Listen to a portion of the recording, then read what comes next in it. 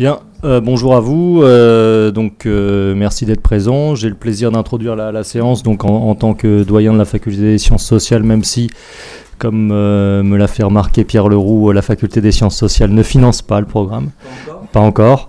En tout cas, donc merci d'être présent. Le séminaire du jour, donc consacré aux sociétés et êtres d'exception, sera constitué de deux moments. Donc un premier moment de présentation.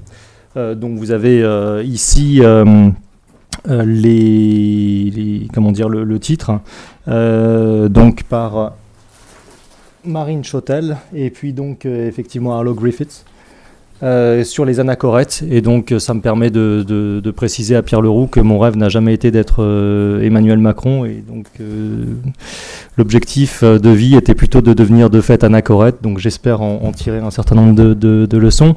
Et puis donc deuxième moment de présentation de ce séminaire, donc avec un moment intervenant junior, donc Chloé Chollet, qui présentera donc une intervention sur les graveurs d'Ancor. Voilà, ça me permet de souligner tout l'intérêt qu'il y a à travailler avec des ethnologues, donc dans une approche pluridisciplinaire, et puis également participative, puisque Pierre Leroux reviendra peut-être dessus. L'objectif également du séminaire est de faire intervenir des personnes effectivement des différentes composantes et laboratoires de recherche, mais également des personnes du monde entre guillemets extérieur ou de la société civile. Voilà, merci beaucoup. Je vous prie par contre de m'excuser parce que je vais devoir partir à 15h moins le quart ayant un cours, ce qui explique aussi que je ne suis pas très assidu à ces séminaires. Voilà, merci beaucoup. Merci Monsieur Jean-Daniel Boyer, donc doyen de la faculté des sciences sociales. Je me permets donc de revenir sur un point, donc les sciences participatives. C'est quelque chose que nous lançons cette année en concertation donc avec le laboratoire partenaire de l'Institut de recherche pour le développement de Montpellier, le GRED, et avec l'université Paul Valéry de Montpellier, qui eux participent financièrement un peu et qui m'ont demandé d'associer donc la société civile pour les sciences, donc avec une démarche de sciences participatives. Il s'agit en fait de renouer avec l'ancienne tradition des sociétés savantes où des amateurs éclairés, très éclairés, pouvaient, et c'est encore le cas d'ailleurs, pouvaient rejoindre, compléter harmonieusement les recherches des chercheurs plus statutaires. C'était notamment le cas avec les sociétés savantes du Musée de l'Homme dans les années prestigieuses des années 30, enfin à la création. Donc on aura des intervenants dans les prochaines séances du séminaire qui seront issus de la société civile sans forcément de titre universitaire, mais qui auront des... En fait, on rejoint tout à fait l'école pratique des hautes études, dont nous avons ici deux jeunes représentantes brillantes et prometteuses qui ont été présentées, qu'on représentera au moment. Je me permets aussi de signaler pour monsieur le doyen à transmettre à la présidence, parce qu'on relance la chaire de sanskrit, paraît-il, à Strasbourg, prestigieuse. Alors, ici à Strasbourg, n'ont pas compris que le sanskrit ne concerne pas que l'Inde et le Pakistan et Sri Lanka. Le sanskrit concerne également l'Indonésie, la Thaïlande, le Laos, le Cambodge, j'en passe, et la Birmanie aussi.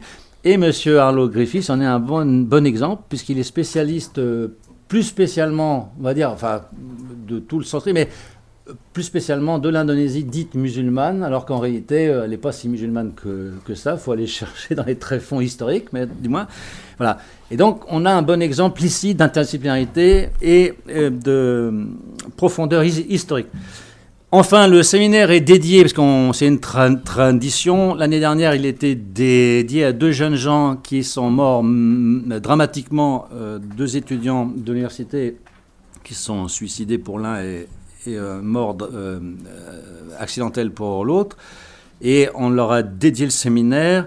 Eh bien, cette année, nous dédions le séminaire aux êtres d'exception au grand poète Chikaya Utamsi, grand poète du Congo, qui est mort en 1988. Et je voulais vous lire un court poème de lui, parce qu'il est considéré comme le Rimbaud, enfin l'équivalent, le successeur de Rimbaud, et le plus grand poète de l'Afrique noire francophone, dans la langue française, bien évidemment. Son père, Félix Utamsi, était le premier de son pays, le premier parlementaire d'Afrique noire en 58, enfin en 56 ou en 58. Donc le poème s'appelle « La danse aux amulettes ». Venez par ici, notre herbe est grasse, venez les fans, gestes et lames des mains malsaines, cambrures puis défaites des germinations. On, qui? Vous me faites un destin, venez les fonds. Par ici la souplesse des matins et le sang larvé, par ici le rêve s'irise, la corde au cou. Venez par ici, notre herbe est grasse par ici. Ma première naissance fut le brusque éclat du silex. Solitude, ma mère m'avait promis au jour.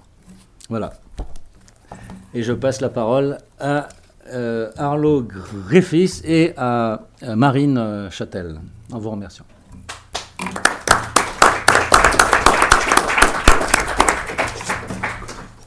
Merci d'abord, Monsieur Leroux, de nous avoir si gentiment invités et d'avoir eu la splendide idée de, non pas de m'inviter à parler seul, mais d'associer des étudiants à mon intervention, ce que j'ai fait avec plaisir. Donc, je vous présente à nouveau Chloé Chollet et Marine Châtel, qui sont donc inscrites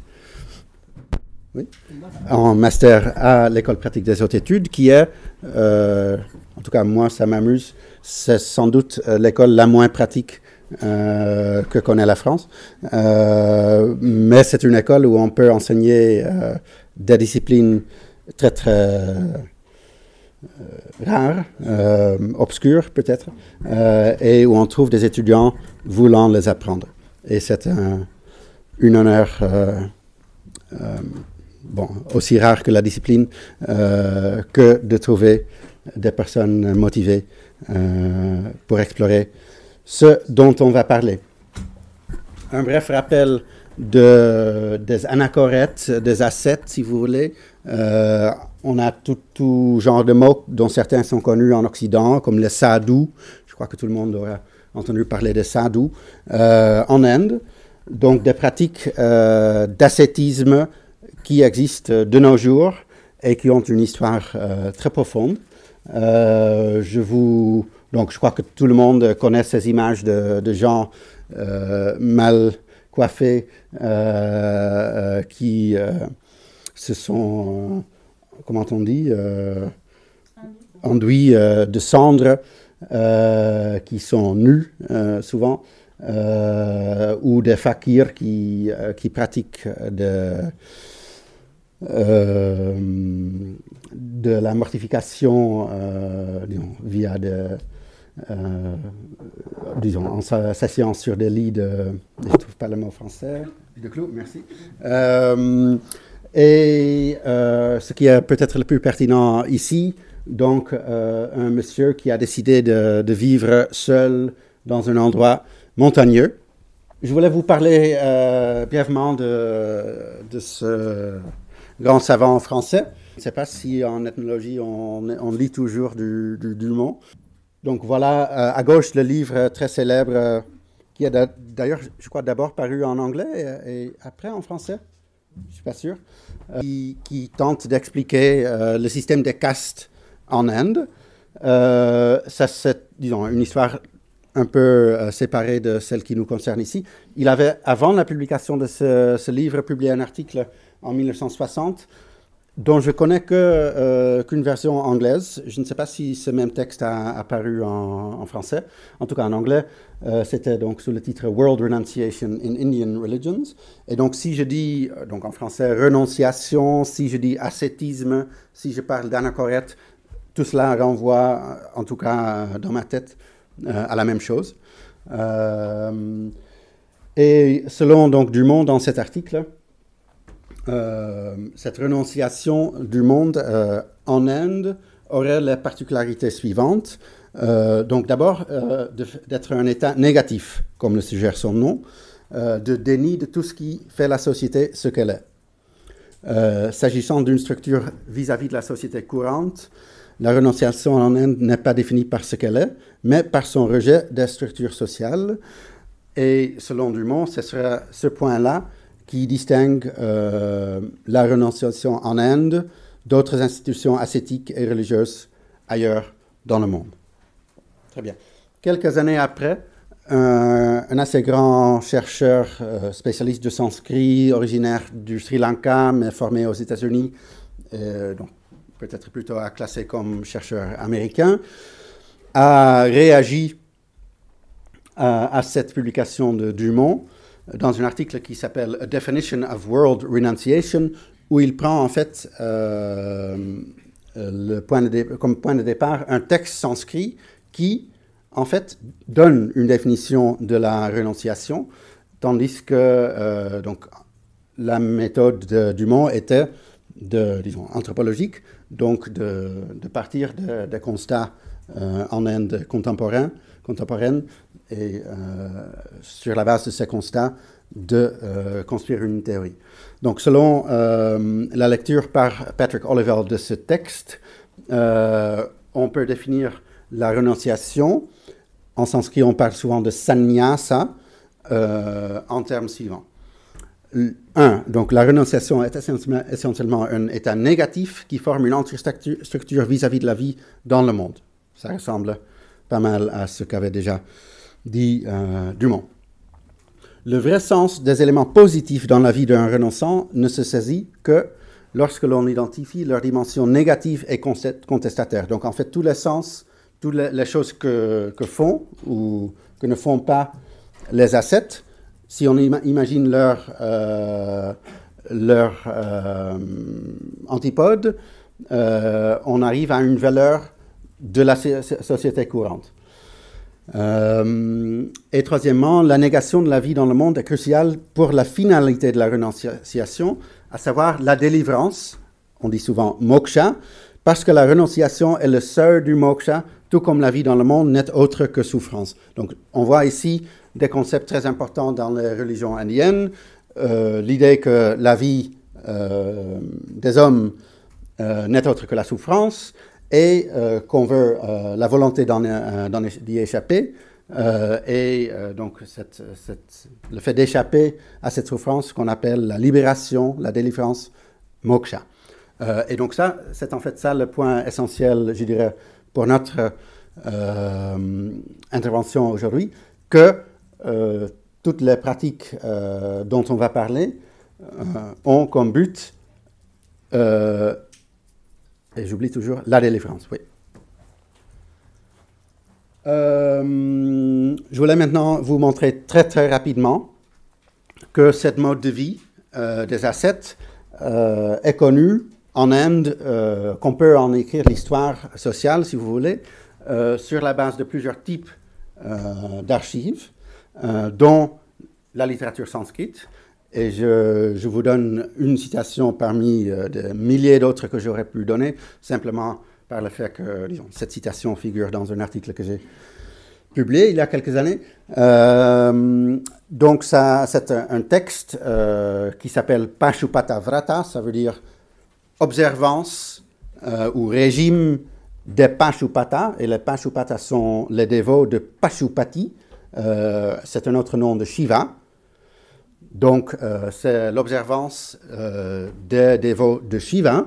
Et ce texte Pashupata Vrata se trouve inséré dans un autre texte qui s'appelle Atharvaveda Parishista, mais ce n'est pas important. Et au début de ce texte Pashupata Vrata, on trouve une définition des lieux où cette observance se pratique. Maintenant, les lieux pour cette observance. D'abord, dans un sanctuaire de Mahadeva, un autre nom de Shiva, ou à proximité d'eau, ou dans une grotte de montagne, ou dans une étable de bœuf, ou dans une maison de feu, donc un endroit où on maintient un feu rituel, ou à la confluence de plusieurs rivières. Donc ce sont des endroits pleins de, disons, de pouvoir spirituel, si vous voulez, où il est efficace de pratiquer des observances rituelles. Non seulement a-t-on donc cette perspective textuelle, en sanskrit ou en d'autres langues aussi, Mais on a aussi, dans une certaine mesure, on connaît les lieux où ces ascètes, ces anachorètes pratiquaient leur ascèse. Donc on trouve un peu partout en Inde des grottes plus ou moins naturelles. Souvent on commence avec une grotte naturelle et on approfondit dans la pierre les lieux. Donc là, à gauche, un site du 6e siècle dans l'état de Andhra Pradesh, avec des statues dans certaines grottes au sein donc, de ce complexe, et plutôt d'ordre shivaïte, ça veut dire que le dieu Shiva était le dieu vénéré dans ce complexe. À droite, bon, j'ai cherché, j'ai pas trouvé la plus belle photo du monde, mais on trouve des complexes très célèbres, très prestigieux et très anciens de moines bouddhiques dans certains endroits, surtout vers l'ouest de l'Inde, pas loin de Mumbai. Il y a en fait des montagnes pas très hautes. Et dans ces montagnes, il y a plusieurs sites où on a excavé des grottes avec des inscriptions qui sont souvent fort anciennes, donc avant le début de notre ère, qui attestent de la vie monastique de ces moines bouddhiques qui sont en fait juste une des catégories ou une des formes qu'a pris l'ascétisme religieux en Inde au fil des siècles. On a aussi des représentations dans la pierre de maîtres ascètes. Ici sur la photo, vous ne voyez pas, mais en fait sur ces 3 sculptures, il y a des inscriptions en sanskrit qui disent que ceci est l'image de telle ou telle figure, donc une figure historique, qui était un maître d'ascète, comme avant donc dans la tradition de la vénération du dieu Shiva. Et on est là à gauche au Xe siècle à peu près, même chose pour la photo du milieu, et on est un peu plus tard au XIVe siècle pour la photo de droite. Gardez en tête les coiffes de ces figures, donc des grandes masses, chignons, des barbes dans certains cas. Vous ne le voyez pas très clairement, mais en fait ils ne mettent qu'un caleçon. Donc gardez en tête ces aspects-là, on les retrouvera tout à l'heure. Donc juste pour résumer, on a donc l'archive textuelle, on a des lieux qu'on peut visiter, on a aussi des représentations en pierre. Et je vous ai déjà évoqué quelquefois les inscriptions. Donc, on les a sur ces sculptures. On les a aussi sur des lieux. Là, on est au Sri Lanka. Il y a des centaines de grottes au Sri Lanka où on trouve... donc, vous voyez là la ligne de texte. En fait, ce sont des grottes qui, en saison de pluie, étaient très humides. Et pour, en fait, forcer l'eau à tomber directement, au lieu de pénétrer dans la grotte, on a créé, je ne sais pas comment les nommer en français, peut-être gouttières, oui. Des gouttières, on les a gravées dans la pierre, et c'est sur cette ligne donc créée par cette gouttière qu'on a écrit des lignes, et ce sont normalement des dédicaces, cette grotte appartient à tel ou tel moine, ou le fait de préparer cette grotte est le travail de tel ou tel laïc qui le fait en faveur de tel ou tel moine. Et ces inscriptions datent donc à nouveau comme autour du début de notre ère. Voilà, tout cela sur l'Inde. Il y a des bibliothèques entières sur les aspects matériels, ethnologiques, historiques, disons, doctrinaires, etc., de tout cela en Inde. J'en connais qu'une partie infime. En tout cas, ce n'est pas de cela qu'on veut parler aujourd'hui. On veut en fait attirer votre attention vers l'île de Java. Et tout cela dans la perspective que cette zone du monde c'est une unité, est une unité qu'on peut appeler le monde indien ou comme vous voulez. Donc ce n'est pas l'Inde, mais c'est le monde indien dans le sens que c'est une zone où certains aspects importants de la culture indienne existent dans certains cas toujours pendant des siècles, et qu'il faut donc en fait pas se laisser limiter par les frontières de la nation-État de l'Inde actuelle, ou par les frontières du Pakistan ou du Bangladesh, ou par ce golfe du Bengale, mais qu'il faut concevoir que tout cela fait partie d'une unité culturelle, dont donc l'Indonésie, dont on va parler, fait partie intégrante. Et bon, je l'ai déjà évoqué plus ou moins, mais donc il y a plusieurs aspects de ce monde indien qu'il convient d'étudier et que nous tentons d'étudier. Il faut d'abord parler évidemment des pays dont il s'agit. Donc je l'ai déjà dit un peu. Pour ce qui est du côté indien, donc il y a l'Inde, mais il y a aussi le Sri Lanka, le Pakistan, le Bangladesh. Il y a le Népal. Il y a donc des questions disons, si vous voulez, sociologiques ou ethnologiques.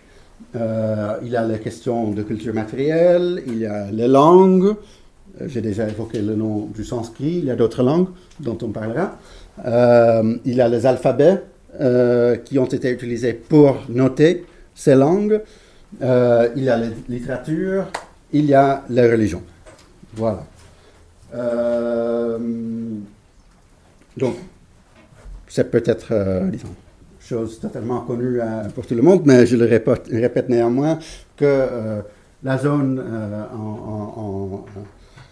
en vert, là, est appelée par la majorité des chercheurs maintenant Asie du Sud-Est. Avant, on parlait en d'autres termes, comme les Indes orientales ou d'autres termes, ou Indochine, mais maintenant, tout le monde est plus ou moins d'accord sur ce terme Asie du Sud-Est. Pour la carte ici, donc les chercheurs parlent souvent sur l'Asie du Sud ou le sous-continent indien. Là, le point essentiel est de bien comprendre qu'on ne parle pas d'Inde en tant que telle, disons en tant que nation-État, mais on parle d'une zone culturelle qui correspond donc aux pays Pakistan, Inde, Népal, Bhoutan, Bangladesh, Sri Lanka, que vous voyez sur la carte. Et oui, juste pour vous rappeler, donc pour l'Asie du Sud-Est, on parle de la Birmanie, on parle de la Thaïlande, du Laos, du Vietnam, de la Malaisie, de l'Indonésie, des Philippines et de Brunei. Et le Cambodge. Et le Cambodge, merci. Voilà. Et il est aussi très important de garder en tête que ces deux zones sont d'une richesse époustouflante en termes de langue. Je viens d'apprendre lors du déjeuner qu'on ne peut pas en étudier ici à Strasbourg, ce qui est fort dommage. Pour ce qui est de l'Inde, les deux grandes familles linguistiques sont en jaune celles qu'on appelle indo-aryennes, pour le dire plus simplement, les langues qui descendent du sanskrit, tout comme le français descend du latin. Il y a beaucoup de langues comme le hindi ou le bengali ou autres langues encore, qui sont donc dans un rapport avec le sanskrit, un rapport qui est semblable au rapport entre le français et le latin. Et la zone en bleu est celle où on parle des langues dravidiennes, dont la plus célèbre est sans doute le tamoul.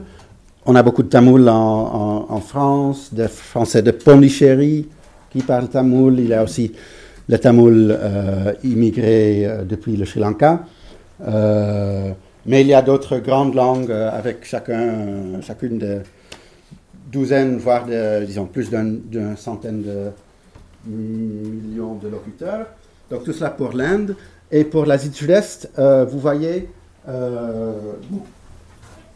il y a une grande diversité, surtout sur le continent. La zone orange, ce sont les langues austro-asiatiques, les langues thaï. donc soit le thaï en tant que tel, soit des langues comme le laotien qui sont très proches du thaï. En vert clair, des langues austroasiatiques, surtout le cambodgien. Il y a le bleu, ça c'est le vietnamien. Et toute cette zone jaune, ce sont des langues austronésiennes, dont le malais et le javanais, dont on va parler. Et je voulais vous rappeler un ouvrage très célèbre que tout le monde doit lire, qui s'appelle « Les États hindouisés de l'Indochine et de l'Indonésie », écrit par Georges Sédès, un grand monsieur qui a travaillé la plus grande partie de sa carrière à l'école française d'Extrême-Orient. Et quand il dit donc « hindouisé », il faut bien comprendre que notre association mentale entre le terme « hindouisme » et une religion est un fait relativement récent, et que jusqu'au milieu du XXe siècle, en fait, hindou pouvait être plus ou moins synonyme de indien. Et quand il dit État hindouisé, il ne veut donc pas forcément dire que tous ces États étaient de religion hindoue, mais plutôt qu'ils étaient culturellement indiens. Et il dit dans ce texte que l'hindouisation doit donc s'entendre essentiellement comme l'expansion d'une culture organisée fondée sur la conception hindoue, donc lisez indienne, de la royauté, caractérisée par le culte hindouiste ou bouddhique. Vous voyez ici que hindouisation inclut aussi bouddhisme. La mythologie, l'observance de certains textes appelés Dharma Shastra, ayant pour moyen d'expression la langue sanskrite. C'est pourquoi, au lieu d'hindouisation, on parle parfois de sanskritisation. Et en fait, un terme, donc j'ai mis hindouisation, sanskritisation, mais en fait, le terme le plus courant est indianisation. Et d'ailleurs, ce sont des termes fort contestés, ou des notions contestées, parce que, donc, avec l'indépendance des pays de l'Asie du Sud-Est, est né un nationalisme dans tous ces pays, et un nationalisme qui ne voulait pas forcément croire que beaucoup de belles choses dans leurs histoires étaient venues de l'extérieur. Ils voulaient tous croire à la créativité d'eux-mêmes. Donc ce modèle d'imposition de normes culturelles de l'extérieur a été pendant et est toujours suspect pour beaucoup de chercheurs, et je crois qu'il faut chercher une voie médiane. Avec une jambe reposant sur le socle de lotus. Et donc bon, la main droite tient effectivement, la main gauche tient un lotus à notre droite à nous. Les cheveux sont coiffés dans un chignon, dans tous les cas, un assez haut chignon. Et dans le cas d'Avalokiteshvara, le chignon est toujours marqué par un petit Bouddha assis en méditation. Et vous voyez par contre qu'il y a également des variations, puisque le geste fait de la main droite n'est pas toujours le même. On peut avoir un geste du don ou un geste de l'enseignement. Mais donc ces formes pouvaient voyager soit par le biais de petits sceaux, ou alors par le biais de statuettes en bronze également, qui ne sont pas nécessairement représentées ici, mais qui ont été trouvées très fréquemment en Asie du Sud-Est, continentale comme insulaire. Et donc un autre format, donc, parce que j'ai évoqué cette question d'archives ou de texte, donc comment en fait... C'est bon? Ouais.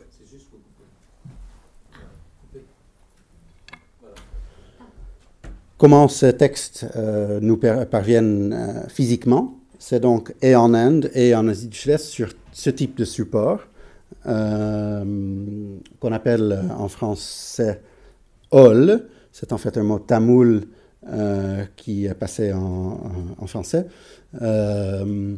Et qu'on trouve donc là, c'est un manuscrit que j'ai photographié en Orissa, et là, un manuscrit dans la Bibliothèque nationale d'Indonésie. Et donc, entre le Népal et le Bali, on a utilisé pendant des siècles ce support pour écrire des textes dans diverses langues et divers alphabets. Feuilles de palmier, en fait. Feuilles de palmier, oui, tout à fait. Un autre type de support qui est commun, et donc le fait qu'on en trouve et en Inde et en Asie du Sud-Est, notamment en Indonésie, atteste donc d'une communauté de culture matérielle, sont des inscriptions sur pierre. On en trouve en toute forme, et Chloé en montrera d'autres, et nous en montrerons aussi d'autres. Mais ici, je vous laisse montrer une paire qui est particulièrement comparable, dans le sens que la forme et la taille de la pierre sont quasiment identiques, que la langue est le sanskrit dans les deux cas, qu'ils empruntent le même alphabet pour noter le sanskrit, et j'anticipe déjà une question qui est toujours posée: quel est l'alphabet du sanskrit? Il n'y a pas d'alphabet du sanskrit parce qu'on peut, et on l'a écrit dans divers alphabets. Donc ça aussi, ces alphabets voyagent et évoluent et sont une des variables qu'on doit étudier quand on compare donc l'histoire de l'Asie du Sud-Est avec l'histoire de l'Inde, et les deux datent du 9e siècle. Et un autre type de support très important sont ces tablettes de cuivre. À gauche, deux exemples indiens, à droite, deux exemples javanais. Une chose qui me frappe, qui m'a toujours frappé et qui me frappe toujours, et que je souhaite pouvoir expliquer, mais que je ne peux pas encore expliquer, est le fait que, en fait, ce support, qui est extrêmement fréquent en Inde, il y a des milliers de textes en tamoul, en sanskrit, en d'autres langues, gravés sur ce genre de tablettes. Parfois, on a juste des tablettes seules, comme ici en bas, ça vient du Bangladesh. Plus souvent, il y en a des lots reliés avec un anneau. Donc ça, c'est le format le plus classique en Inde. Et la chose intéressante est maintenant qu'en fait, dans toute l'Asie du Sud-Est, c'est seulement à Java qu'on connaît ce même type de support, mais que là, en fait, cette idée de relier les tablettes avec un trou et un anneau n'existe pas. Donc, il y a, on partage un aspect de culture matérielle avec l'Inde, mais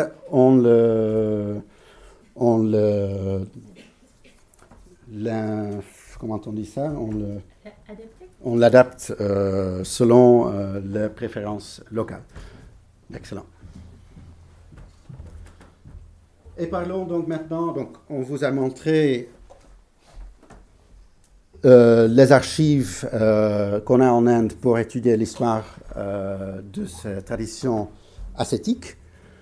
On vous a montré certains des aspects de culture partagée entre l'Asie du Sud-Est, plus particulièrement le Java et l'Inde. Et on va vous plonger maintenant un peu plus profondément dans l'histoire du Java. Et on part d'une carte qui vous montre donc cette île, qui est d'ailleurs, je crois, l'île la plus densément peuplée du monde actuellement. Et je crois qu'il y a plus de 1000 habitants par kilomètre carré. En moyenne, oui. Et vous voyez que cette moyenne existe malgré le fait qu'une très grande partie de l'île n'est pas habitable, étant occupée par des très grands volcans. Donc tout ce qui est un peu marron sur cette carte est à une altitude, disons, entre 2000, 3000, voire plus de mètres d'altitude.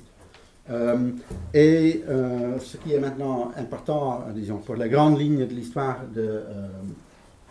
de cette île, l'histoire, disons, classique de cette île, est la division entre deux périodes qui correspondent à une dissection géographique des provenances, des lieux où on a trouvé des temples, des artefacts archéologiques. Donc, on parle d'une période de Java centre, qui correspond au centre de l'île. Donc, vous voyez le centre de l'île. Et où les découvertes couvrent à peu près la période entre 700 et 930 de notre ère. Après 930, on ne trouve plus rien dans cette région de l'île jusqu'au XVIe siècle, quand ça recommence, et on présume qu'il y a eu une grande éruption volcanique ou un autre désastre naturel de ce genre qui pourrait expliquer une disparition totale de l'activité culturelle, humaine. Et c'est à partir de cette période-là que, en fait, les choses commencent dans le cadran est de l'île, où donc on a trouvé des artefacts entre à peu près 930 et 1500.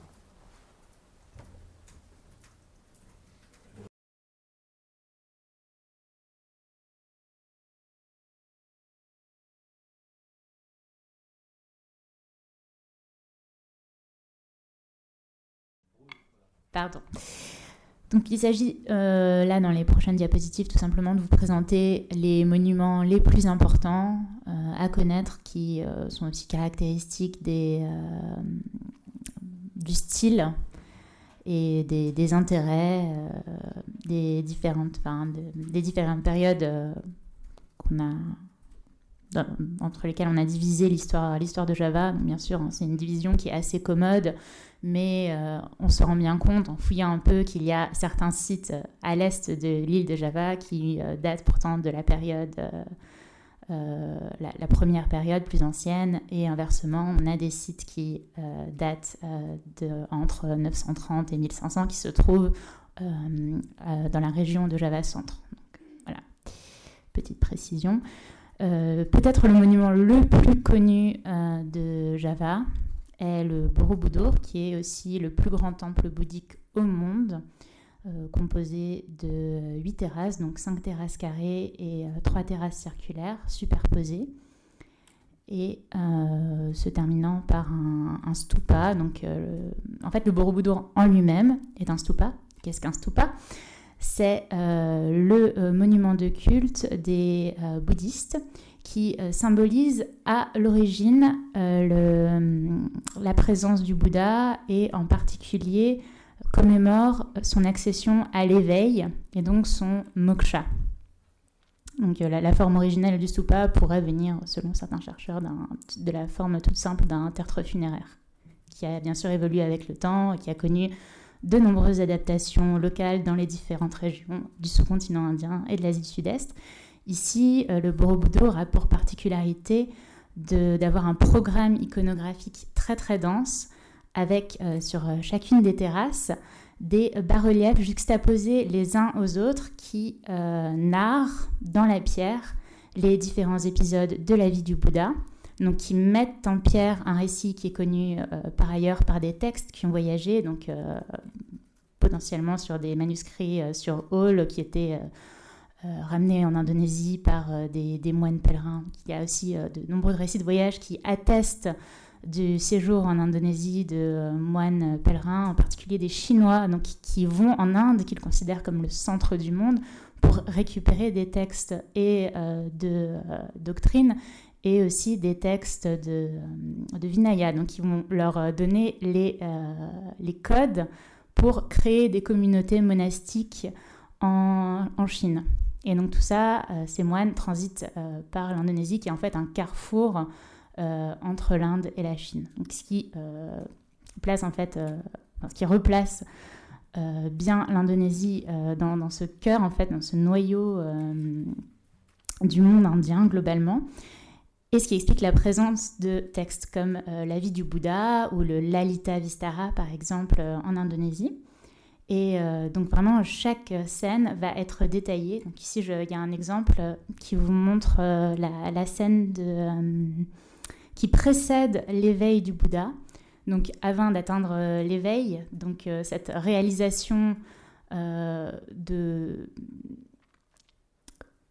4 nobles vérités, en fait, et dès que l'on acquiert ces 4 nobles vérités, on est libéré, puisqu'on n'est plus retenu par les attaches matérielles. Donc, je vais aller très très vite là-dessus. Ce qui est important pour vous, c'est de vous montrer le Bouddha en tant que renonçant, qui est complètement absorbé dans sa méditation, si bien que le dieu de la mort, le dieu de l'attachement à l'existence matérielle, ne peut le tirer de sa méditation. Et donc c'est pour ça que vous voyez différentes personnes en train de tirer des flèches du Bouddha dans cette étape de sa vie. Donc c'est un des 4 grands miracles de la vie du Bouddha. Mais bien sûr, il y a aussi des scènes plus anecdotiques sur le Borobudur, puisque chacune des terrasses foisonne de scènes. Il y a aussi d'autres textes bouddhiques qui ont été illustrés, si vous voulez, sur les terrasses supérieures. Donc, un autre exemple ici. Et cela vous illustre en fait... donc, on va s'intéresser au registre supérieur, puisque le registre inférieur représente un autre texte que la vie du Bouddha. Donc, je vous ai expliqué qu'il y avait beaucoup de textes qui ont été représentés sur le Borobudur. Le registre supérieur montre la vie du Bouddha. Et cet épisode, en fait, est antérieur à l'éveil. Donc, le Bouddha, avant d'acquérir cette sagesse qui va lui permettre d'atteindre l'éveil, va avoir tout un parcours initiatique. Et il va tester différentes choses. Il va tester notamment des ascèses, différents types d'ascèses, et des ascèses notamment très dures, pratiquer des austérités qui consistent à ne pas manger, s'abstenir de boire, de manger, de dormir. Et il va le faire avec 5 compagnons d'ascèse qui, par la suite, le retrouveront. Et alors, eux qui ont jugé le Bouddha, en fait, qui à un moment donné, a été convaincu que ce premier mode d'ascèse très très rude ne convenait pas. Donc il a quitté ses 5 compagnons. Mais par la suite, ayant acquis la sagesse... donc oui. Donc je vais revenir un petit peu sur ce que j'ai dit, puisque ici, il s'agit apparemment d'un épisode ultérieur à l'éveil. Donc il y a différentes scènes, mais ici, on voit que... le Bouddha est en train d'enseigner à ses compagnons. Donc, il n'est plus en train de pratiquer l'ascèse avec eux dans un cadre forestier, mais est bien en train de leur apprendre ce que lui-même a acquis lors de l'éveil. Et donc, on voit en partie gauche le Bouddha. Donc, on le reconnaît très bien à son auréole, c'est un saint personnage, et à sa coiffure, donc avec notamment un signe particulier, donc son Ushnisha, c'est une protubérance crânienne, et une coiffure en petite boucle enroulée. Et il fait de la main droite le geste de l'enseignement. Donc effectivement, ici, on a affaire au message, au premier... c'est pas le premier prêche, mais c'est un épisode antérieur au premier prêche, où le Bouddha introduit ce qu'il a appris auprès de ses anciens compagnons d'ascèse. Mais en fait, ce qui est intéressant dans cette image, pour notre propos, c'est essentiellement de voir le type physique des ascètes représenté à Borobudur, donc qui peut nous évoquer pour nous en tant que document historique ce à quoi auraient pu ressembler des ascètes à Java au 8e siècle, au 9e siècle. Et donc, comme Arlo vous l'a introduit tout à l'heure, un ascète se reconnaît peut-être avant tout à sa coiffure, faite de mèches épaisses et enroulées sur elles-mêmes en divers types de chignons. Alors ici, on a une diversité des formes des chignons. Un ascète se reconnaît aussi au dépouillement en fait de sa parure. Ici, en l'occurrence, les ascètes sont absolument pas parés et ils ne portent qu'un pagne, donc ils sont entièrement nus. Outre cela, ils ont des barbichettes pointues. Donc, on va peut-être s'arrêter là. On pourrait dire encore d'autres choses. Peut-être celui qui est entièrement à droite est intéressant pour l'utilisation d'un lien yogique qui permet de maintenir certaines positions spécifiques. Ça fait partie en fait des pratiques de macération, d'austérité. Et en même temps qu'il maintient ses jambes dans une position, il récite des prières avec un rosaire ou en sanskrit Yakshamala. Et vous voyez aussi que le cadre d'ascèse en fait, de ces personnages est un cadre naturel. Donc on est éloigné des lieux de civilisation. Donc on voit toute une variété d'arbres à l'arrière-plan et à droite également de l'eau. Donc ça vous renvoie à la diapositive au sujet des Pashupata Vrata, donc, qui décrivait les différents lieux où peut avoir lieu l'ascèse, où une ascèse en fait est recommandée comme particulièrement efficace. Deuxième monument de la période de Java-Centre, ici c'est un temple shivaïte, et c'est le temple de Chandi Loro Jangrang à Prambanan, qui a été construit au milieu du 9e siècle. Je ne vais pas m'étendre là-dessus. Et troisième monument important, le site de Ratu Boko, qui est en fait un site très étendu, donc je vous ai mis un plan en partie gauche. Et donc une des caractéristiques importantes de ce site est la présence de grandes terrasses, donc, sur lesquelles avaient lieu des rituels qui, pour l'instant, on a du mal à les reconstruire, mais on sait qu'il y avait des terrasses très similaires au Sri Lanka. Donc, à nouveau, transmission de pratiques, potentiellement de doctrines également. Sur ce site a été retrouvé du matériel à la fois bouddhique et shivaïte. La période de Java-Est, donc je vais vous parler essentiellement de 2 sites parmi de très nombreux sites. Ici, le temple appelé Chandi Singosari. Donc en fait, à Java, les temples s'appellent, ou les lieux saints s'appellent Chandi.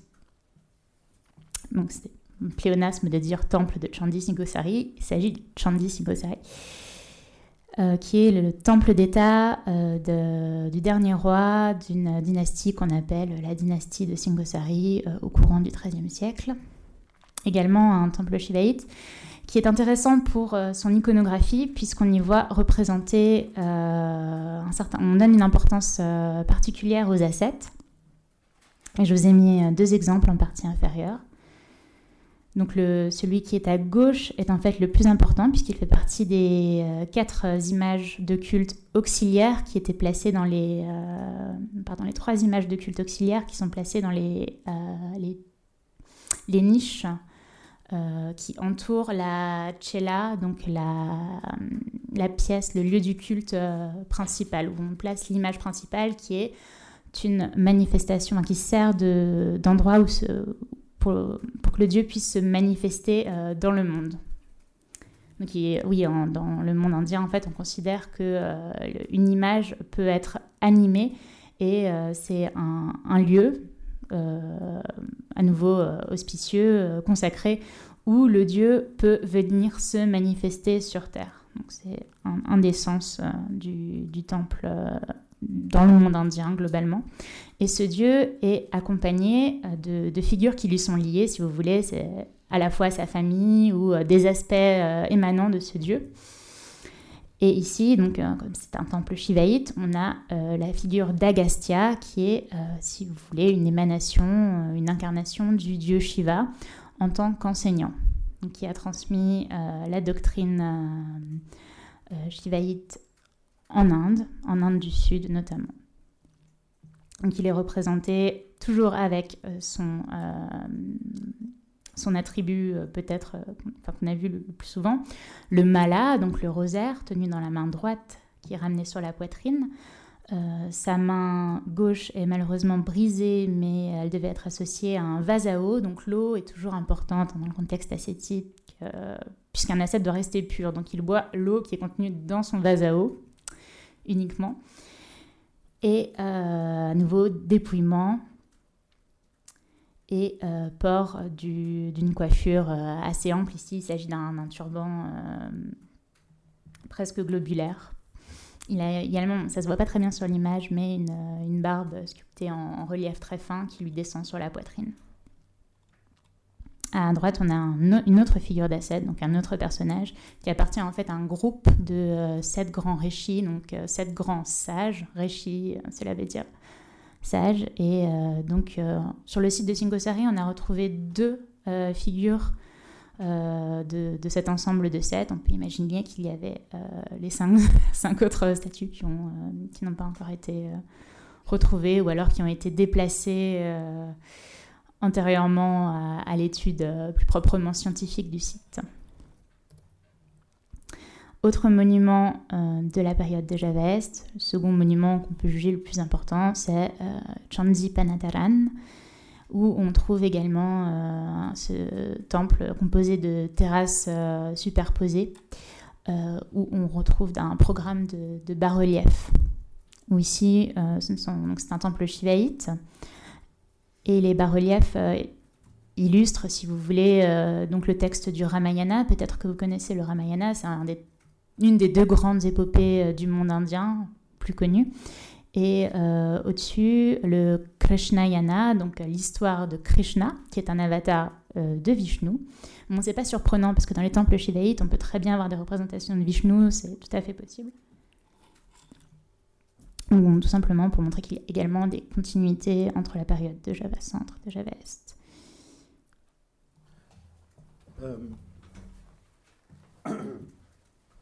Et j'avais donc déjà évoqué la question de langue.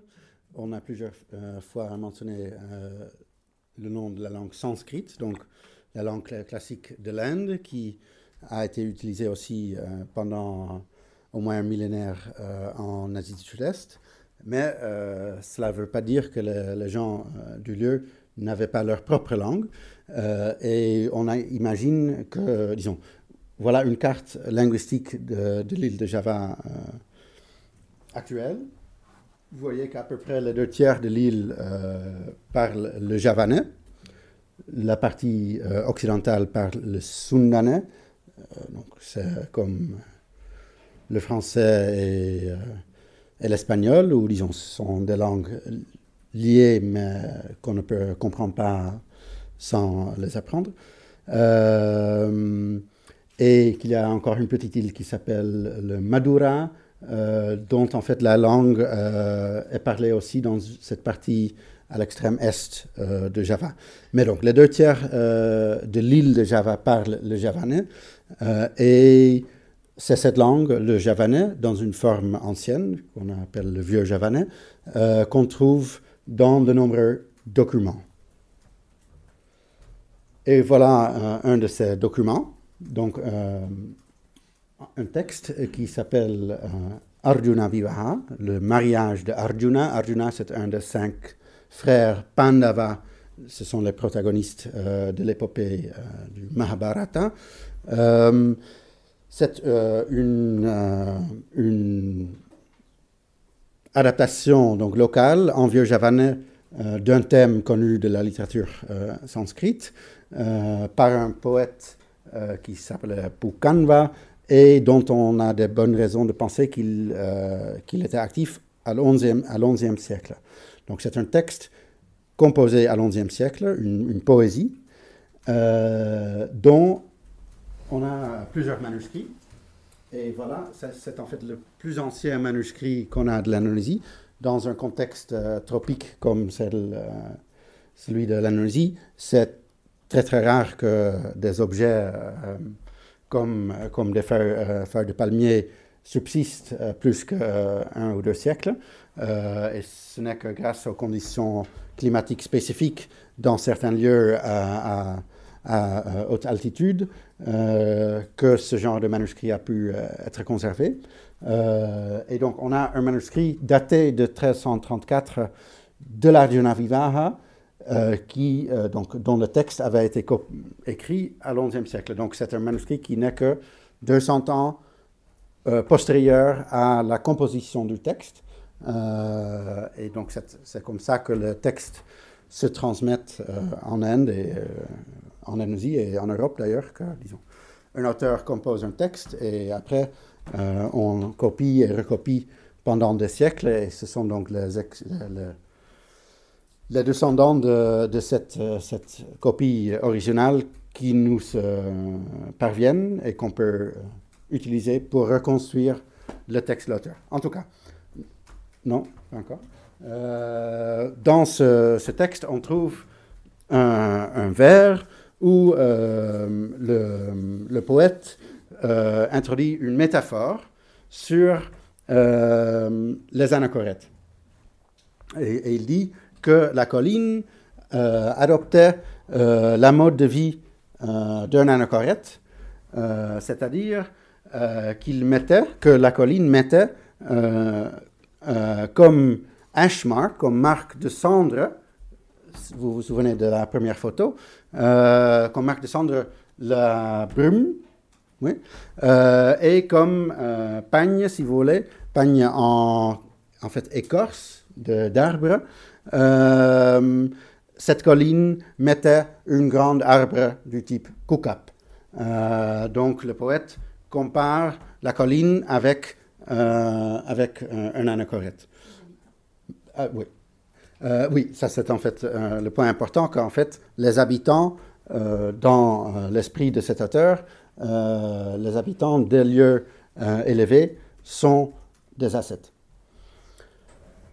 Il y a dans la littérature vieux-javanaise d'autres passages qui renvoient à cette mode de vie des ascètes, notamment dans un texte qui s'appelle Deshavarnana, qui date du XIVe siècle, et qui relate des voyages, entre autres des voyages d'un roi aux parties, disons, aux provinces de son territoire. Bon, plusieurs noms de lieux sont mentionnés dans ce contexte, donc nom de comment on dit, ermitage, aussi des termes, disons, les termes dans la langue renvoyant, disons, signifiant ermitage. Je ne sais pas si ça vous dérange si je lis simplement la traduction anglaise pour faire plus simple. Donc, these are the free sanctuaries, the independence of which was guaranteed in the past, followed by the freeholds that are without a pratishta. C'est pas très clair ce que ça veut dire, une fondation, littéralement. The foremost of them having an unchanging independent status. Donc, on voit ici que c'était très important que, comme d'ailleurs en Europe au Moyen-Âge, que les lieux, les monastères avaient des droits particuliers. Pouvaient, par exemple, avaient des territoires qui étaient non imposables ou imposables autrement que d'autres terres. Donc, c'est à ce point-là que le texte renvoie avec des questions de termes comme independent status. The foremost among them having such an independent status are Bangwang, Tungkal, Siddhayatra, Jaya, Siddhajung, and Lwakali, Twas, Vashista, Palah, Padar, and Siringang. The foremost of the ones pertaining to the Shaivankura. Ici, dans Shaivankura, on voit le mot Shaiva, ce qui veut dire Shivaïte. Donc, c'était apparemment des lieux de culte Shivaïte. Et on passe à la prochaine citation, qui est un peu plus intéressant pour nous. Apart from these are the mandalas. Mandalas, ça veut dire cercle, et c'est un mot qui a plusieurs sens en fonction du contexte. Mais ici, ça semble signifier donc des domaines religieux. Apart from these are the domains of Mula, Sagra, and Kukup, of which the ancient order is preserved, not omitting the Sukha Yajna and Kasturi. Et donc ce terme Kasturi, gardez-le en tête, parce qu'il va revenir dans un autre type d'archives qu'on va vous présenter. What the Rishis, donc ce sont des sages, call the four ash marks, the Katyagans, donc des lieux d'ermitage, of the Chatur Ashrama are Pachira, Buluan, Luan, Kupang. Encore des noms de lieux. Numbers of them are found round about looking for support in the villages with the rural cures, as is well known. Donc tout cela est assez compliqué, mais ce qui est intéressant pour nous, donc nous, on connaissait bien ces passages, et dans les ouvrages sur l'histoire de Java, on mentionne l'existence de ces domaines religieux, mais on n'a jamais vraiment essayé de les étudier de façon approfondie. Et ce que Marine et moi tentons donc de faire, c'est d'apporter d'autres types de sources ou de faire coller différents types de sources pour comprendre un tout petit peu mieux comment a fonctionné ce système d'ascétisme à Java, quand et dans quel lieu, et si on peut identifier certains de ces lieux sur une carte. Ce genre de questions sont celles qui nous occupent. Et je crois que je te redonne la parole.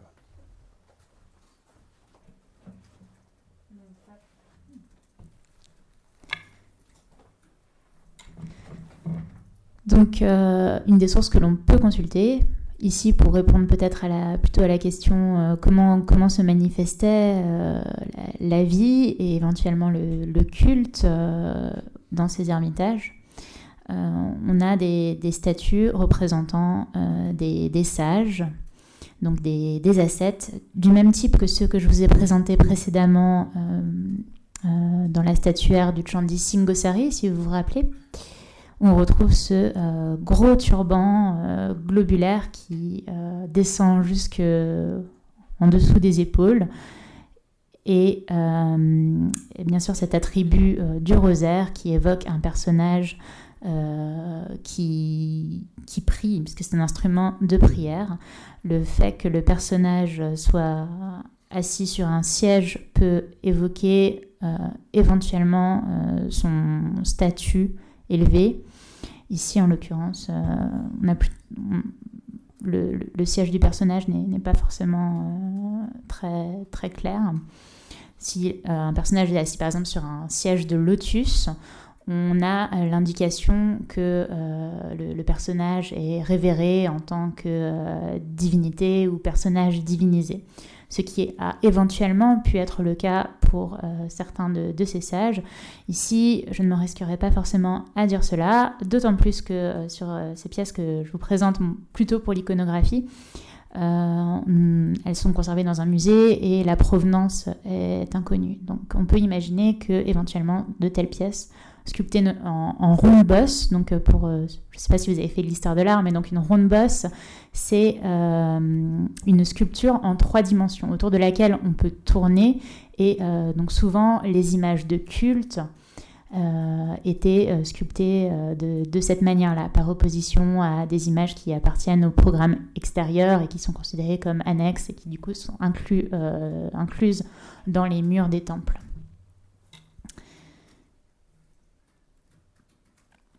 Une autre figure, à nouveau en ronde bosse, et que je vais passer un petit peu de temps à vous décrire pour que vous sentiez bien les différentes caractéristiques de ces personnages et tout ce que en fait, l'histoire de l'art peut nous apprendre sur ces personnages et la façon dont ils étaient caractérisés avec des traits, ici en l'occurrence naturalistes, assez souples. Donc c'est une statue d'une 60aine de centimètres, sculptée dans une pierre tendre, le tuf, qui est présente partout à Java, mais qui a été utilisée particulièrement dans la partie extrême est de l'île, alors qu'ailleurs l'andésite, donc une pierre volcanique très sombre, a été favorisée. Donc les sculptures précédentes que vous avez vues sont en andésite. Ce matériau en fait a fait dire à certains historiens de l'art que la provenance de cette pièce serait justement cette partie extrême est de l'île. En réalité, elle est dans les collections du Museum für Asiatische Kunst de Berlin. Elle y est entrée au XIXe siècle sur donation. Donc à nouveau, nous avons cette problématique de la provenance qui est en fait un obstacle pour reconstruire la vie sur les différents sites et pour replacer les sites sur une carte et les artefacts qui correspondent à ces sites. Donc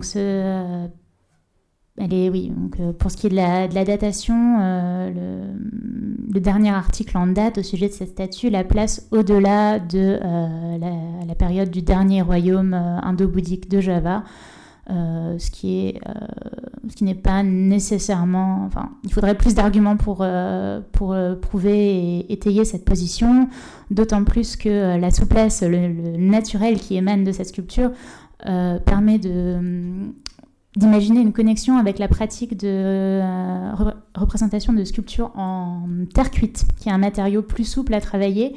Et il y a de nombreuses terres cuites, telles que ce que je vous évoque, qui ont été retrouvées dans d'autres régions de l'île et pas nécessairement dans cette partie est où on utilise le tuf. Donc toujours est-il qu'on a affaire à un personnage d'âge mûr, debout, les bras bien dégagées du corps, portées en avant, qui tiennent qui tenaient probablement deux attributs. Donc la main droite est cassée malheureusement, mais la main gauche tient ce qui reste d'un bâton, donc potentiellement un bâton de pèlerin ou en tout cas un bâton d'autorité, dont on voit encore une partie dépassée de la main, au-dessous de la main. Le personnage porte donc à nouveau peu de parure, hormis ses pendants d'oreilles. Son vêtement se limite en fait à 2 pièces d'étoffe, donc une écharpe qui est portée en travers du buste et un pagne maintenu par une deuxième écharpe qui donc c'est, si vous voyez, donc ça se voit mieux sur la vue de dos. Donc il y a une ceinture assez épaisse marquée par des plis horizontaux et cette même pièce d'étoffe revient entre les jambes pour maintenir le pagne. Donc c'est quelque chose de très simple. Il y avait aussi des réglementations, il me semble, sur le type de vêtements que devaient porter les ascètes et éventuellement des choses qui étaient non cousues. Donc ça peut nous renvoyer à ça. Autre pièce du vêtement qui est importante, c'est bien sûr cette plaque de chasteté qui est portée autour de la taille, maintenue par une chaîne. Et ici, donc cette plaque de chasteté évoque un masque de théâtre, ça peut rappeler la forme de masque de théâtre dansé javanais, le wayang topeng, avec notamment la forme des yeux, la forme ovoïde, le fait que le personnage porte manifestement un diadème au niveau supérieur. Et donc ici, on joue bien sûr sur l'ambiguïté, puisqu'il pourrait s'agir d'un masque d'éléphant. Ça peut être un personnage joué dans le cadre du théâtre. Un éléphant, pas simplement un éléphant tout calme, mais un éléphant avec la trompe redressée, donc un éléphant furieux. Mais bien sûr, la plaque de chasteté étant placée là où elle est, bien sûr, cette trompe rappelle également le sexe érigé de l'ascète, qui est en fait, bien sûr, placé en dessous du pagne. Donc il ne s'agit pas de cela, c'est une évocation. Donc, bien sûr, je ne vais pas revenir sur la coiffure et sur la barbichette. On peut néanmoins remarquer les traits émaciés avec les pommettes très hautes, donc qui peut évoquer les pratiques de macération, l'effet qu'elles ont sur le corps. L'interprétation que l'on peut faire de cette plaque de chasteté est tout d'abord apparemment les maîtres ascètes devaient avoir une activité sexuelle très réglementée. Et l'utilisation de l'image de l'éléphant furieux renvoie bien sûr au fait que les passions, ce que nous éprouvons par nos sens, doivent être contrôlées. Donc tel un éléphant furieux qui symbolise les passions, l'ascète est le seul à contrôler ses sens ou à contrôler cet éléphant furieux. Donc c'est une métaphore notamment que l'on retrouve dans des textes littéraires javanais, tels que ceux que nous avons pu vous présenter jusqu'à présent. Donc, comme je vous disais, la datation est peu sûre. Pourrait très bien s'agir aussi du XVe siècle. Pauline Munsick-Streuler la date de la première moitié du XVIe siècle, il me semble. Et oui, donc Pauline Munsick-Streuler, comme je vous le disais, associe cette statue au site archéologique en fait le plus important de cette extrémité est de l'île de Java, qui s'appelle Macan Putih, donc ce qui veut dire tigre blanc. Et effectivement, ce site archéologique est très connu, a été décrit par de nombreux explorateurs et on y a trouvé un certain nombre de statues effectivement sculptées dans cette pierre blanche caractéristique assez tendre. Tu veux rajouter quelque chose? Non, c'est très bien. D'accord. Et donc gardez en tête ce nom Macan Putih qui veut dire tigre blanc.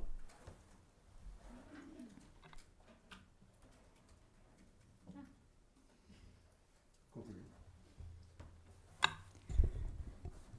Donc, autre site caractéristique pour les ascètes que l'on retrouve à Java, On a un certain nombre de grottes qui sont sculptées dans des affleurements rocheux, donc pas nécessairement dans les montagnes, mais en tout cas des lieux isolés. Ici, nous avons une grotte à Kediri, qui s'appelle Selomanglang, et donc qui sont sculptées dans la falaise, un peu comme celle que Carlo vous a présentée, donc qui était faite pour être non pas forcément habitable, mais en tout cas pour abriter les ascètes durant leur méditation et leur période d'isolement. Et il faut savoir que ces grottes ont à l'intérieur des programmes sculptés avec des bas-reliefs où on représente notamment des scènes de méditation où un héros de la mythologie se livre justement à une méditation très ferme et ne peut pas être dérangé, un peu à l'image du Bouddha que je vous présentais plus tôt. Et donc ici, il y a un autre site qui s'appelle également Selomanglang, mais qui n'est pas dans la même région, où on retrouve de ces bas-reliefs sculptés qui font en fait le parallèle, qui mettent en scène les vertus propres aux ascètes. Ici, il s'agit du récit du Arjuna Vivaha, donc le mariage d'Arjuna. Et donc c'est un récit qui est en fait si vous voulez, une adaptation ou en tout cas un focus sur un des épisodes du Mahabharata, puisque vous savez que Arjuna est peut-être le héros principal du Mahabharata, donc cette épopée indienne, mais qui a donné lieu à la rédaction de poèmes en vieux javanais à Java. Ici, donc Arjuna obtient son mariage à la fin de nombreuses épreuves. Et en particulier, une des premières épreuves est une méditation dans une grotte à laquelle il se tient fermement, si bien que les nymphes qui ont été envoyées par le dieu Indra, le roi des dieux, pour le tirer de sa méditation, ne parviennent pas du tout à attirer son attention. Donc c'est justement par cette fermeté d'esprit que Arjuna s'attire la sympathie d'Indra et va accéder au monde des dieux, à la bonne sympathie d'Indra, qui va l'engager en fait pour une mission, voyant qu'il est digne de confiance et que c'est un vrai héros vertueux. Et je vais peut-être reprendre. Bon, je crois que je reste assis. Donc, on va vous montrer très rapidement, parce que le temps avance aussi, quelques lieux qui se trouvent dans les montagnes et dont nous imaginons que c'était ou dont nous savons dans certains cas que c'était des lieux où des ascètes ont été implantés.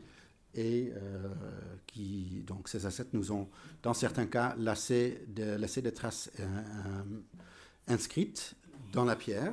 Voilà le mont Penanggungan, qui n'a qu'environ 1600 mètres de hauteur, mais qui a une forme très particulière avec un centre et 4 pics, disons, subsidiaires. Et où on trouve... Et là, on a oublié d'ajouter quelque chose, c'est pas grave, on passe très rapidement. Donc, on trouve énormément de lieux, de temples construits ou de grottes sur les flancs de ces montagnes. Oui, on avance simplement. Bon, je crois qu'on peut sauter. Oui. Dont on a trouvé, il y a 1 ou 2 ans, une grotte qui n'est malheureusement pas visible, mais qui est juste en dessous de cette surface inscrite. Qu'on a donc retrouvé assez récemment. Et donc, Marine et moi aurons l'honneur de publier ce déchiffrement et cette traduction, qui est donc « Salut fortune dans l'année révolue de l'ère Shaka », c'est l'ère commune à Java, en Shaka 1311, ce qui veut dire 1389 de notre ère. Ce fut la date de l'ouverture de la grotte par celui qui est surnommé Maître des origines et des destins.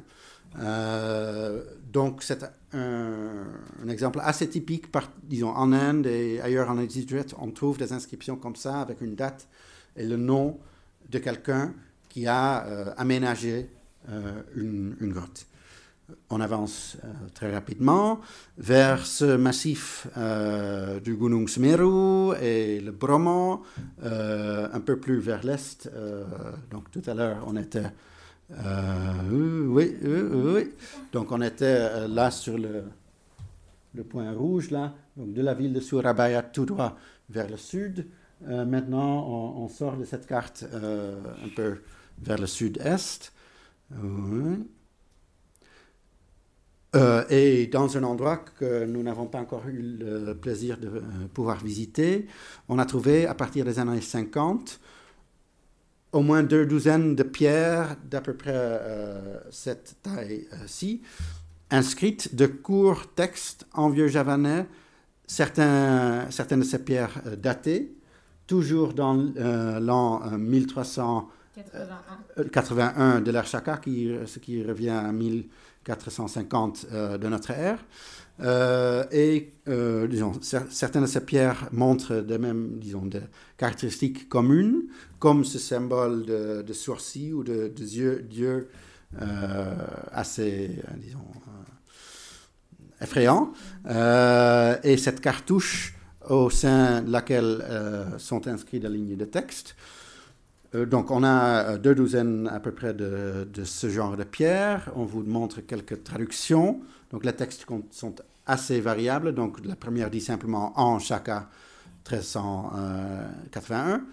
Un autre dit Rabut Machan Petak. Et il faut savoir que Petak est un synonyme de Putir. Et donc, on dit sanctuaire du tigre blanc, ce qui est exactement le nom de ce site de Machan Putih qu'on a évoqué tout à l'heure. Et donc, une possibilité, c'est qu'on renvoie ici à ce même site. Mais c'est juste une possibilité. Et on ne sait pas, en fait, pourquoi on aurait laissé une pierre qui, avec ce message ici, si ça veut dire « ceci est », mais en fait, ça ne dit pas « ceci est ». Donc, on pourrait également imaginer que des ascètes ou des pèlerins venant de ce site était venu de passage ici. Il y a plusieurs scénarios qu'on peut imaginer. Le texte le plus élaboré de ce site est assez mystérieux, mais voici notre traduction provisoire. Voici la réalisation de nos dieux. Si les maîtres prennent une femme, à la façon de l'air avec la terre, qu'ils goûtent les conséquences du péché. Donc, on imagine que, et en fait, vous verrez une autre inscription où on parle aussi de cette, à la façon de l'air avec la terre. Donc, on imagine que le rapport entre air et terre, disons, ça c'est connu dans beaucoup de cultures, que c'est un rapport sexuel. Et donc, quand un maître spirituel prend une femme, donc ça veut dire qu'il ne respecte pas les règlements de la vie sexuelle et qu'il goûtera les conséquences de son péché, ce qui complique un peu cette interprétation, si on avance. Oui, on avance un peu. Ce sont 2 autres pierres que Marine vous présentera. Donc on quitte le site de Patru Djembe, qui est donc dans ce massif du Semeru, plutôt à l'est, au sud-est, pour aller au sud-ouest, sur le site de Garbo, dans le district d'Ampel Gading, que j'ai eu le plaisir de visiter cet été, à la recherche d'une pierre qui avait été publiée, seulement sous la forme d'un dessin, en fait, des aksharas, des caractères que vous voyez en partie basse. Et cette pierre n'était pas trouvable, donc il faut pour l'instant se contenter de la copie à l'œil nu du texte. En revanche, j'ai trouvé une deuxième pierre sur ce site, qui était déjà connu des concierges locaux, ils me l'ont indiqué simplement. Et donc vous voyez que le texte de ces 2 inscriptions est très proche, possède la même structure que le texte que nous avons vu à Patru Djembe dans l'inscription la plus développée. Et qui dit toujours voici la réalisation de nos dieux, donc pour la pierre que j'ai identifiée. Si les maîtres prennent une femme, voici le résultat, à la façon de l'air, avec la terre, qu'ils goûtent les conséquences du péché. Donc ici, rien de nouveau, à part la date, donc une date très proche de ce qu'on avait vu à Patru Djembe d'ailleurs. Cependant, on a également l'autre inscription qui, elle, ne menace pas les ascètes, puisque elle leur fait une prédiction favorable, Donc si ces ascètes, donc qui ne sont pas nommés, s'ils mènent en permanence la vie d'anachorète à la façon de l'air avec la terre, qu'ils goûtent le ciel. Donc ici, on peut se demander si le rapport sexuel entre l'air et la terre a réellement lieu, puisqu'il ne donne pas lieu à une punition. Donc encore un autre site dans ce massif de Semeru Bromo a livré cette pierre-ci, qui se trouve d'ailleurs dans un hôtel de luxe dans la ville de Malang. Si vous avez envie de vous baigner dans une piscine à Malang, allez dans le hôtel Tugu et admirer cette inscription. Vous voyez donc le même décor avec ses yeux. Maintenant, il y a un troisième œil qui pourrait signifier le troisième œil de Shiva. Le texte est inscrit sur plusieurs faces, donc la surface est assez irrégulière, et en fait c'est que la face de devant qu'on peut vraiment bien déchiffrer, et qui dit la chose suivante. Dans l'ensemble du domaine de Kasturi, et vous vous souvenez que ce texte du XIVe siècle que j'ai cité mentionne ce lieu de Kasturi, donc ça c'est, disons, on était assez contents quand on a trouvé cela. Dans l'ensemble du domaine de Kasturi, les enfants nuisants qui jouent à des jeux d'argent. Oui, à des jeux d'argent, qu'ils deviennent des serviteurs, des subalternes jusqu'à la génération de leurs petits-enfants maintenant et dans le futur. Donc ici, on sort du domaine des règles de la vie sexuelle, mais on reste dans le domaine de phrases un peu moralisantes. Et donc on imagine que ces pierres-là donnaient, pour ainsi dire, des règles de la mode de vie dans les domaines où on les a trouvées. Il y a des points du décor qu'on va peut-être sauter par manque de temps. Et donc on avance vers le mont Lawu, plus vers le centre de l'île, à Java Centre, oui. Où on a un grand temple qui s'appelle Candi Sukur. Peut-être que Marine... Oui, bon. Allons très rapidement. Oui, je comptais passer en fait sur cette diapositive. Vous voyez une structure en forme de pyramide et donc toujours peut-être cette constante avec des terrasses de part et d'autre. On pouvait s'arrêter pour se préparer. Toujours des décors en bas-relief qui renvoient à des valeurs des ascètes. Certaines statues qui sont inscrites, et donc là on voit que c'est intéressant puisqu'un personnage de la mythologie hindoue, Garuda, est représenté avec les caractéristiques des ascètes que l'on connaît bien maintenant, que vous reconnaissez, le turban et la plaque de chasteté, et un personnage qui tient des foudres dans la main, donc comme sur l'inscription de Widodaren. Donc c'est un symbole qu'on retrouve. Voilà. Pour arriver enfin au centre de l'île, dans le massif des monts Merapi et Merbabu, où on a trouvé encore des pierres assez comparables à ce qu'on a présenté de l'est de l'île et de la même période. Donc ici, on est en 1449, donc juste 10 ans avant ces pierres de l'est de l'île qu'on a présentées, et avec un texte... qui est fort mystérieux et extrêmement difficile à traduire parce qu'en fait, on ne saisit que très partiellement le sens. Est-ce que je vais vous le lire? Peut-être non. Mais ce qui est... Donc, il semble que quand même au moins une partie de ce texte parle à nouveau de règlements de vie dans des domaines religieux. Et vous voyez, pour ce qui concerne la mise en pierre de ces textes, à nouveau cette cartouche qui est très particulière pour les inscriptions du groupe qu'on vous a présenté, qu'on ne trouve pas dans d'autres inscriptions de Java. Et ce phallus en bas, que nous retrouverons ici, encore moins, de façon moins abstraite,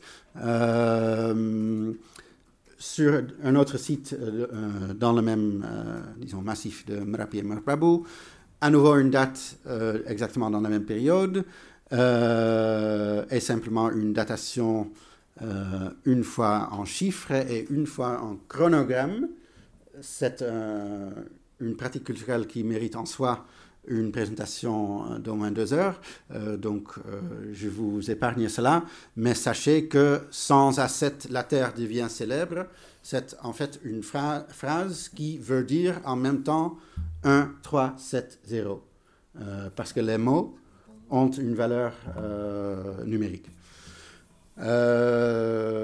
Donc, on a trouvé ici, au centre de l'île, dans ces années 1440, 2 lieux avec des pierres, disons, avec ce symbole phallique, qu'on n'a pas trouvé d'ailleurs à Java-Est.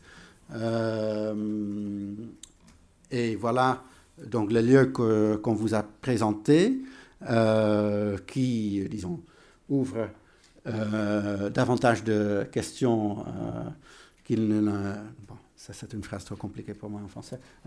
Qui pose davantage de questions qu'il ne donne de réponses. Et donc pour nos recherches sur ces traditions ascétiques, des questions qui restent ouvertes sont par exemple pourquoi la concentration de date autour des années 1450 de notre ère. Vous la donnerez tout à l'heure.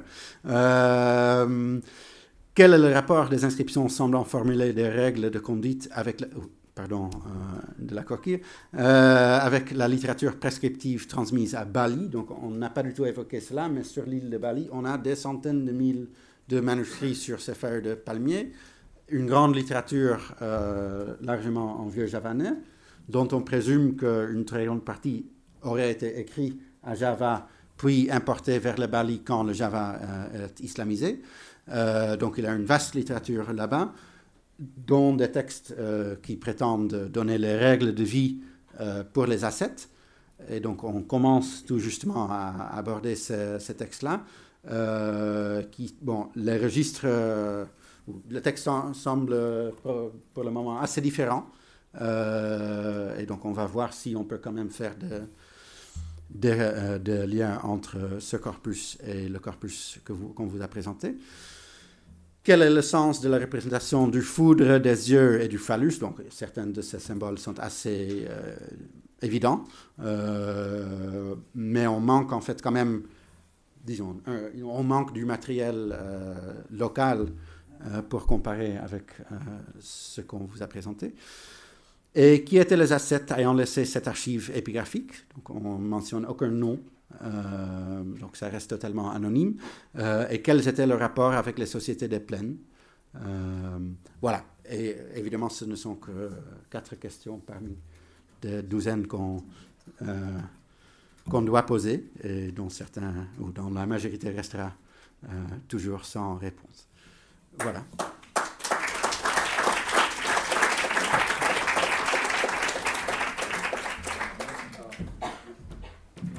Alors, y a-t-il des questions?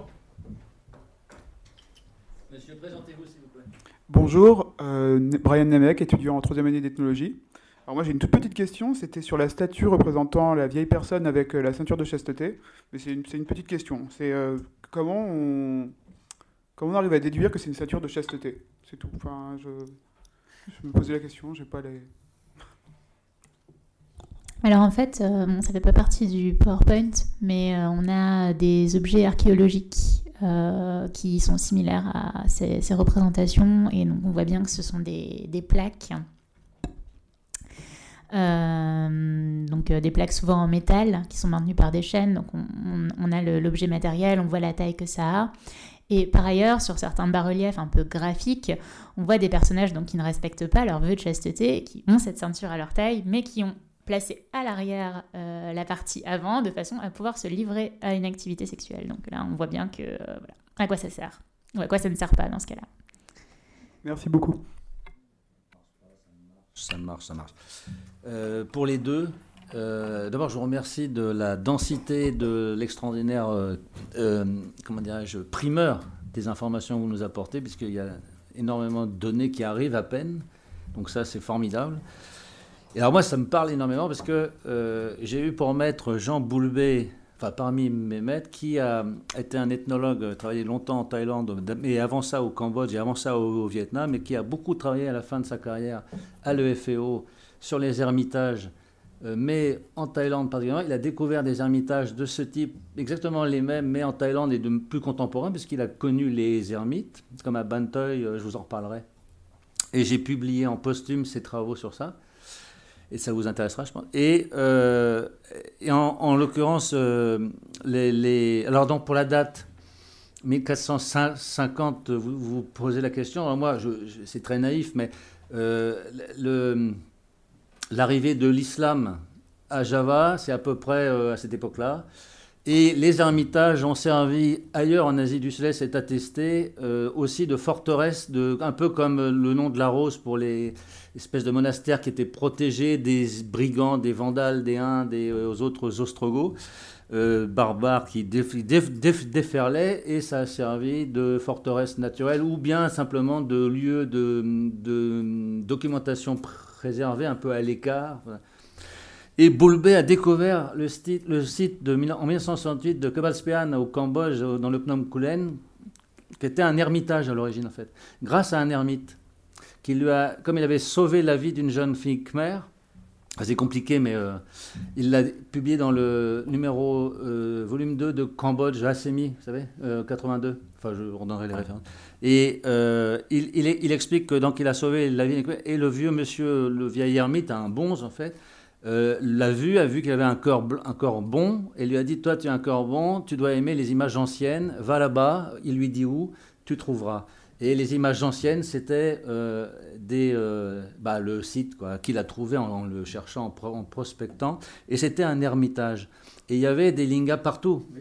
Et les phallus, c'est des lingas. Enfin, alors donc il y a un mélange, parce que, il y a beaucoup de néophytes ici, mais l'hindouisme et le bouddhisme sont très mêlés, évidemment.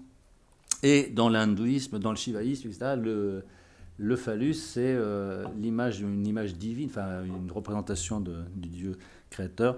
Alors, moi, tout ça me parle beaucoup et me renvoie, parce que là, vous parlez beaucoup du passé, évidemment, mais ça, c'est très, très évocateur pour nous, ethnologues qui travaillons sur le sud-est asiatique, d'ermitages existants, vivants. Et il y a des travaux qui en traitent, il y a des... Alors, je ne sais pas, on pourra en reparler, mais c'est très passionnant parce qu'il y a plein de choses qui parlent. Et par exemple, vous laissez cette photo, elle est formidable. Donc, on n'a pas la date, mais on peut penser que c'est entre le 16e, 17e, quoi, ça ? Je dirais 15e. 15e, entre les deux, voilà. Eh bien, si l'on se reporte au bas-relief du Bayonne, et donc on va être décrit par Jacques Erguache Michel en 79 dans Publication de musique Guimet, Armement et organisation de l'armée khmer au temps d'Angkor. Sur les bas-reliefs des deux temples, on a la description des armées du roi d'Angkor, donc de cette époque, c'est-à-dire à peu près 13e siècle, entre le 9e et le 13e. Et le Bayonne est un petit peu plus ancien, c'est ça, hein. Et en fait, ils ressemblent à ça, c'est-à-dire qu'ils ont un chignon. Et ils portent ce pagne. Alors ce pagne, c'est pas rien. C'est pas un pagne en fait. C'est le roi Gourand, Le geste et la parole, tome 1, décrit ça comme le slip. C'est le vêtement masculin universel, surtout dans les tropiques. C'est le vêtement le plus simple, masculin. C'est en fait ce qu'on appelle en ethnologie le langouti. Que Condominas, alors vous parliez de 1370 avec à la fin là. C'est marrant parce que sa monographie, Nous avons mangé la forêt de la pierre Génigo, ça veut dire 1948. C'est un peu. Et il décrit les Mnongar en 1948 au Vietnam, qui sont des proto-indo-chinois qui sont en fait ressemblent aux armées khmères d'Angkor du XIIIe siècle, et ils portent ce troni qu'on retrouve aussi chez les Tiaoma, décrit par Bulbe, les voisins des Mnong. Au Vietnam, le ntroni, qui est le langouti, c'est exactement ce vêtement qui laisse les fesses avec juste un bandeau là, et qui retombe devant en formant un slip protégé. Et alors par devant, c'est pas pratique pour utiliser le sexe, puisque c'est pas qu'il y a une protection, mais il y a tellement de turbans devant qu'on ne peut pas l'utiliser pour ça. Et ça va de pair avec donc le chignon qu'on retrouve dans toute la sphère proto-indo-chinoise, en fait, les populations non étatiques. Et il y avait, ça ressemble aussi, point de vue de la chevelure et du vêtement, aux Dayak de Bornéo. Ça ressemble également aux Batak de Sumatra. Et qui, avant d'avoir du coton, évidemment, utilisaient la même vêture en écorce battue. Voilà. Donc en fait, moi, ça ne me paraît pas du tout étonnant, ce vêtement-là. C'est le vêtement, en fait, assez traditionnel des gens qui vivent en forêt, de manière tout à fait normale, quoi. Et les bons eux-mêmes en Thaïlande, etc., portaient ça sous leur froc. Donc en fait, c'est le vêtement de base, en fait. Donc ça ne me paraît pas du tout... Vraiment, on ne sait pas si ça vous intéresse, enfin si c'est utile, mais voilà, ça me paraît tout à fait proto-indo-chinois, en fait. Et y compris les cheveux longs comme ça, voilà. Moi, je ne sais pas si ça... Voilà. Étienne Claus, étudiant en L3 ethnologie. Alors, j'ai une question concernant, tout à l'heure, vous avez parlé d'une pierre qui se trouvait dans un hôtel. Est-ce qu'il y a du... Alors, j'ai peut-être mal compris, mais est-ce qu'il y a du pillage archéologique qui se fait? Est-ce que ça rend certaines recherches compliquées? Oui. Je ne sais pas si pillage, disons, il faudrait définir pillage, mais c'est souvent le moment où nous gagnons accès à ce genre de documents, donc, comme cette pierre. En fait, la pierre a déjà bougé plusieurs fois et on a déjà perdu le trace disons, du lieu. On dit que la pierre vient de tel ou tel endroit. Mais Vidodaren, en fait, il y a plusieurs Vidodaren à Java, donc déjà on ne sait pas quel Vidodaren. Après, on peut deviner lequel d'entre les options. Mais on ne sait pas quand et comment et par qui la pierre a été trouvée. Et du coup, c'est un peu difficile de parler de pillage. Disons, bon, c'est probablement pas le cas, mais c'est pas impossible que le propriétaire de cet hôtel était par hasard aussi le propriétaire terrien de l'endroit où cette pierre a été trouvée. C'est un collectionneur aussi. Ouais. Bon, donc, mais quoi qu'il en soit, les pierres bougent quand elles sont, disons, encore transportables comme celle-ci, et donc l'archéologie indonésienne n'est pas très développée. La conscience des gens sur la valeur culturelle de ces choses n'est pas très développée, donc les choses bougent au sein du pays, mais aussi donc, il y a toutes sortes de choses qui, via le Bali, sortent du pays, et des collectionneurs partout dans le monde qui après... On a même vu des ambassadeurs de France Oui. se permettre des collections privées. À une autre époque. C'était avant, bien sûr. Oui. Je voulais aussi ajouter que certains locaux, en fait, accordent une valeur spirituelle ou auspicieuse à certaines de ces pierres. Donc, il peut arriver que certaines se trouvent dans les maisons, en fait, des habitants de sites proches des sites archéologiques. Oui, qui reprennent les matériaux, c'est ça, pour construire leur... Ou alors pour les mettre dans leur chambre. Et pour revenir à une chose que vous évoquiez, donc la possibilité qu'en fait ces lieux serait un peu le dernier refuge de ces traditions avec l'arrivée de l'islam dans les plaines. C'est tout à fait possible. Une des choses qui m'a frappé quand j'ai cherché les photos pour vous montrer ces volcans, quand on comprend l'indonésien, presque pour chaque lieu, quand on met le nom de tel ou tel volcan, on trouve un mot-clé qui est « angker », ce qui veut dire lieu...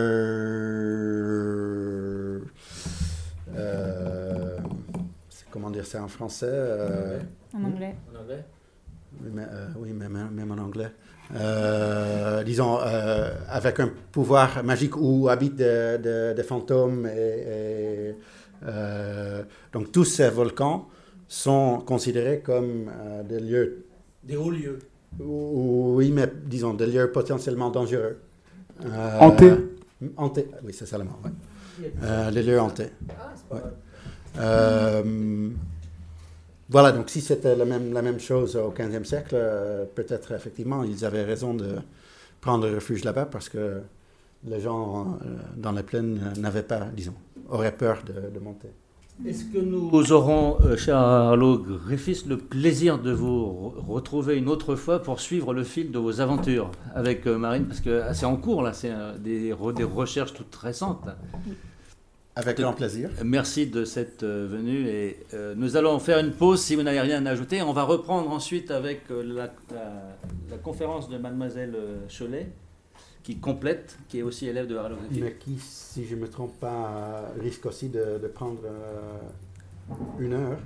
Dans 1 heure, ça va. Oui, mais prenons pas une pause très longue. Non, mais ça va du moment qu'elle a le temps. Et si on déborde un peu, je pense que ce soir, c'est pas très grave. Et si les gens ont la patience, parce que ça vaut la peine, c'est rare que des archéologues de cette qualité viennent nous rejoindre ici à Strasbourg en parlant de l'Asie du Sud-Est, qui est une aire peu travaillée ici.